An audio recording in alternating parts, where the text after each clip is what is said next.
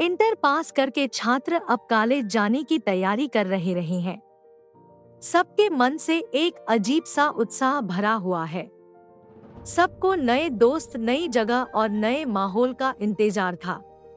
मैं तो बचपन से ही बॉयज वाले स्कूल में पढ़ा था, इसलिए मुझे तो लड़कियों के साथ पढ़ने का इंतजार था।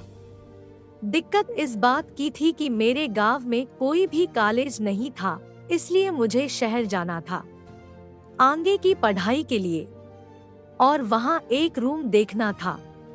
मेरा एक बड़े से कॉलेज में एडमिशन हो गया था। मुझे अब एक छोटे से रूम की तलाश थी। मुझे एक लड़के ने खाली रूम के बारे में बताया था। जैसे ही मैं उस घर की घंटी बजाया, तभी मेरे सामने एक बेहद खूबसूरत औरत आई जो ब्लैक कलर की साड़ी पहने हुए थी। उसका गोरा बदन काले रंग की साड़ी में उभर कर दिख रहा था। पहली ही नजर में मेरा दिल उन पर आ गया था। उनके गुलाबी होंठ बिल्कुल गुलाब की तरह दिख रहे थे। उनकी भूरी आंखों में मैं तो डूब सा गया था, लेकिन उनके चेहरे में एक अजीब सी उदासी थी। मेरा लंबा और फौलादी शरीर देखकर उनके होंठों में एक छोटी सी मुस्कान भी थी। उन्होंने मुझे वो कमरा सस्ते में दे दिया।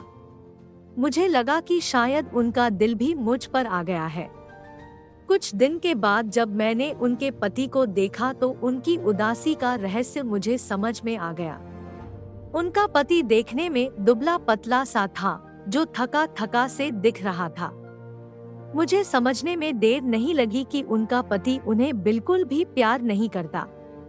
एक दिन मैं अपने कमरे की सफाई कर रहा था, तभी वो मेरे पास आ गई और मुझसे बातें करने लगी। मैं भी मौका देखकर उनसे अच्छे से बातें कर रहा था।